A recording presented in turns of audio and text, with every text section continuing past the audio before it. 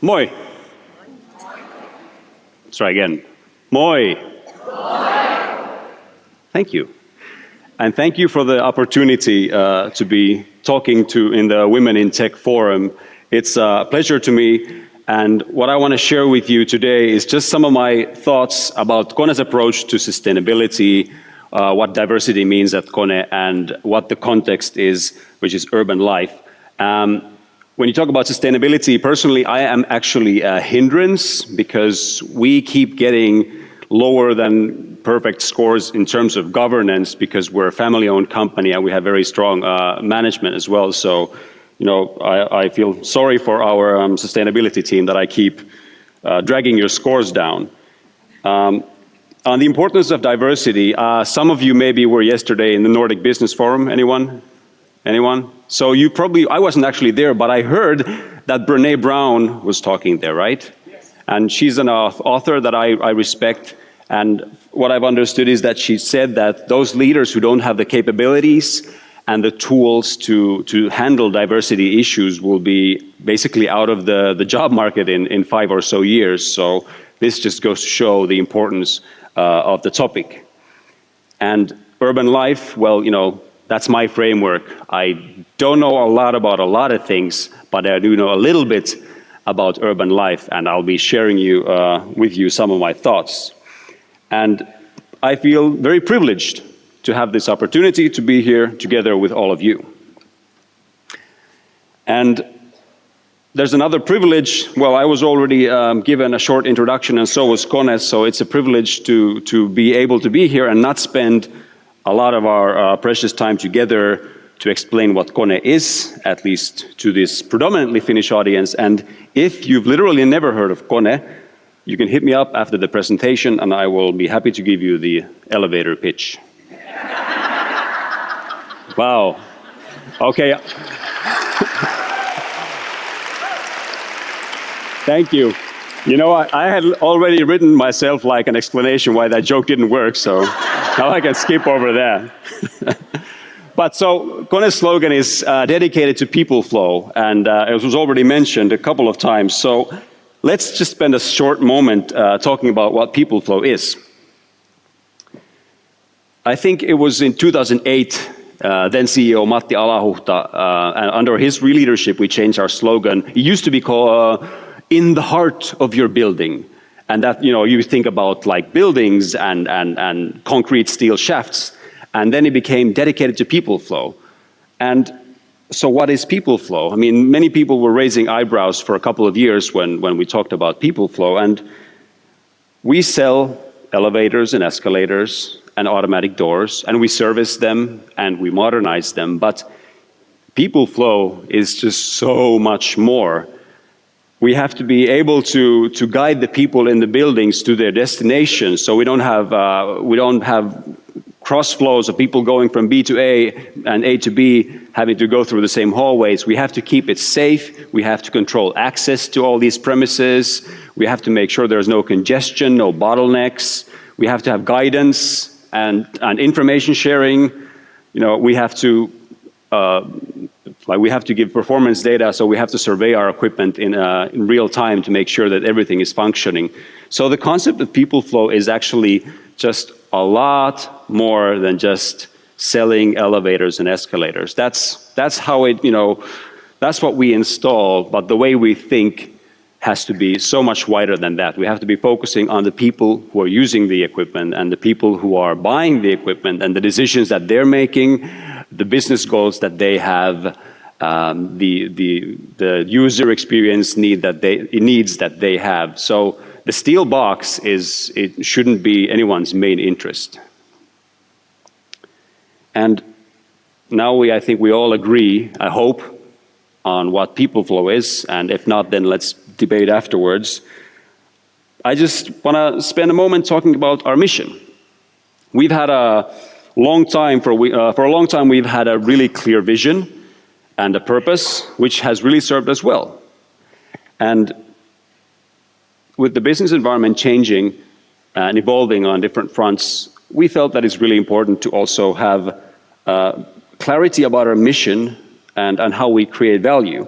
And I think for me, a mission is just the why, why even get out of bed and commute to the office and work on any of these things, or commute to the warehouse and get into my van and go maintain elevators.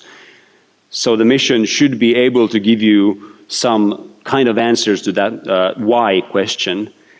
And also, in this day and age, I hope I'm the only one thinking that those companies that have a clear purpose and a clear mission will be able to attract the best talent and appeal to the partners and retaining and inspiring current employees. And I truly hope so. At Kone, our mission is to improve the flow of urban life. We do this by understanding people flow in and between buildings, making people's journeys safe, convenient, and reliable, and through this, we can make cities better places to live. And I know I am in a Women in Tech seminar, but actually, this is not so much about tech. People flow and the flow of urban life is much, much more about understanding people, understanding behaviors, understanding that there's a huge amount of people living in cities, more coming in every day, approximately 2 busloads every minute are moving to cities, and, all the time. And these people living in the cities, they represent the widest possible variety of backgrounds, of different genders, ethnicities, nationalities. They have different needs and different behavioral paths. They have different paths during the day. And I think, you can agree with me if I say that having a very narrow male or dominated engineering background is not going to give us the diversity that we need to be able to understand the needs of all these people.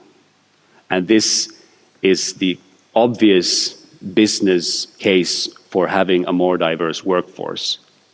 I didn't even mention that I believe in diversity as a value in and of itself, so I just kind of did the business thing and I just started by explaining why we actually needed to be a better company. But it is also a value in and of itself to have a diverse workforce. So let's talk diversity.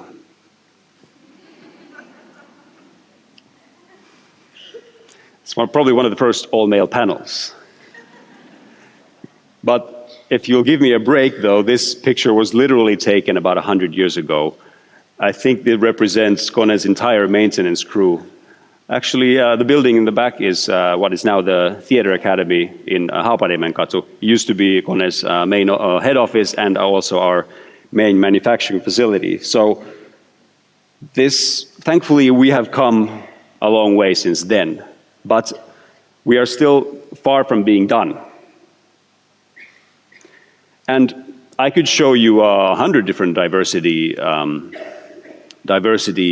graphs or data about diversity. And we know, and as I just mentioned, diversity is more than just men versus women in proportions. I think there are like 30 men in this room right now, and I think like half of them are actually working on the sound and lights. But thankfully, what I can tell is that there are lots of people here that are not just Finnish, that we have people from other countries, people representing also different ethnicities as well, which is just as important.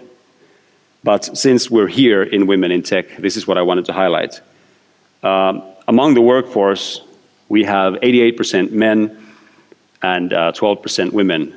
And at director level, the situation is slightly better, but clearly not good enough. Increasing diversity is something that we have embedded into our strategy, in our people strategy, and this is something that we talk about at the highest levels on regular intervals as well. How can we increase the diversity?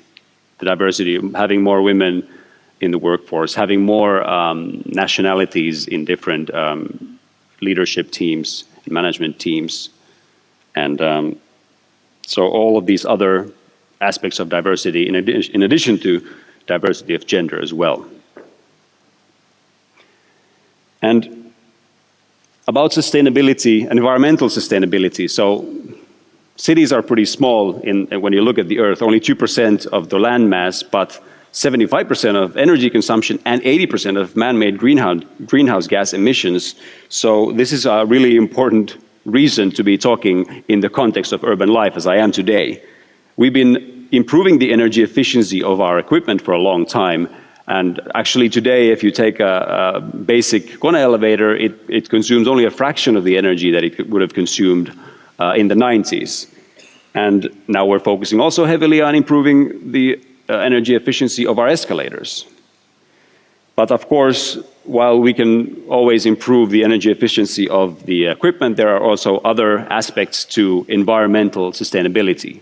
So I talked about our solutions already.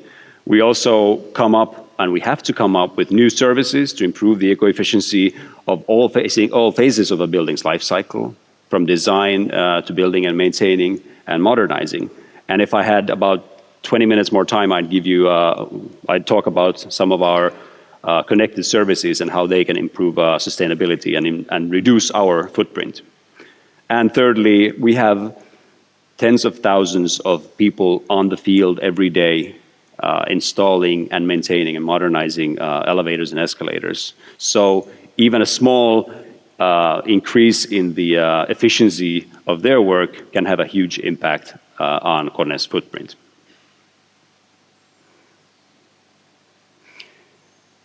Now, I've talked to you about the flow of urban life, about understanding people flow in and between buildings, and talked about why diversity is important at Kone and where we are on this journey, and a little bit about environmental sustainability as well.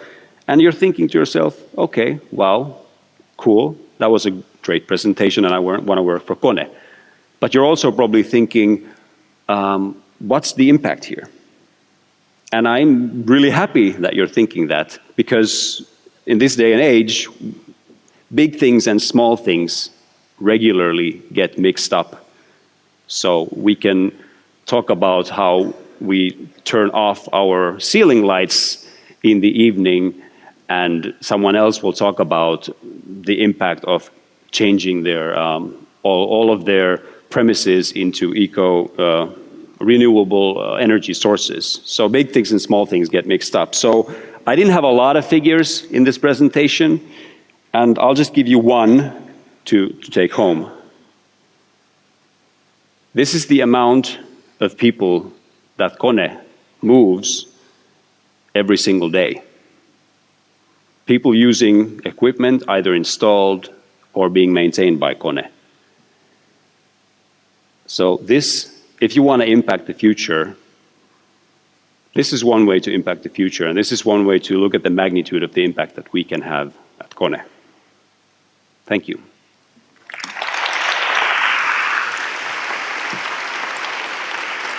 Wow, Jussi, thank you. Thank you so much for that wonderful presentation. Have you put your elevator pitch on social media? I'm sure it would be trending. I'm dying to hear it, and let's produce that. I mean, that is a fantastic concept. I'd like to acknowledge one thing about the Oranges, the Women in Tech, that actually it was a director, a leader from your company, Anne Stenroos, that actually thought of this wonderful idea of Women in Tech Forum way back. Let's give her a big hand, and to Kone for... Really, it was her brainchild. Isn't that right? Isn't that right? Without Anne, I think we would not be here. Without Kone, we would not be here. So thank you you are part of the genesis of this event. I'm not going to talk to you about people flow because you talked a lot about that, but I'm going to talk just about two questions, if I may. Absolutely. Governance flow and life flow, if I may. It was what you said at the beginning about how your sustainability and maybe diversity team is giving you a hard time and your family a hard time. Why is it harder or easier when it's a family-owned or part of a family-owned company to achieve the goals? What exactly did you mean by that? Okay. That was just like my intro joke, but okay. I thought it was interesting. So tell us, is that an issue? Or? I would be maybe exaggerating if I'd said they were giving us a hard time.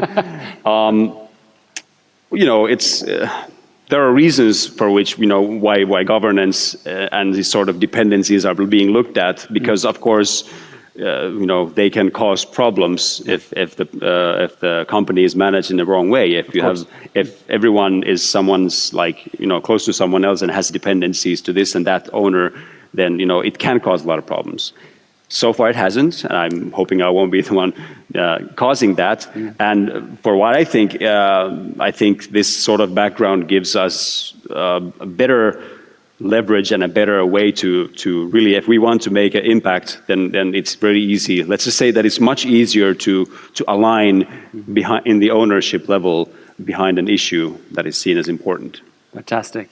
And then my last question to you came from a lot of reactions in social media about the question we asked Laura, that Laura talked about her family during her presentation, and then we asked her, how do you balance family life and business life? And people thought, it's always a question we ask female leaders. Let's ask, so I'm going to ask now a male leader. Jussi, how do you balance? You have a beautiful family. It's a beautiful young family. You seem to have a very balanced life with CrossFit and all kinds of activities in your. I read your CV. It's really exciting what you do. You seem to have, but how do you? What do you see this family life, business life balance from your perspective? I appreciate the question, and you're right. It should be asked just as many times from the male leaders as from female leaders. I worked for Accenture Strategy, as was mentioned, and then I started working in Kone and the strategy team. But in between, I took more than a year actually of parental leave. My kids are now 5 and 7, and I think the short answer to how to balance is that it's just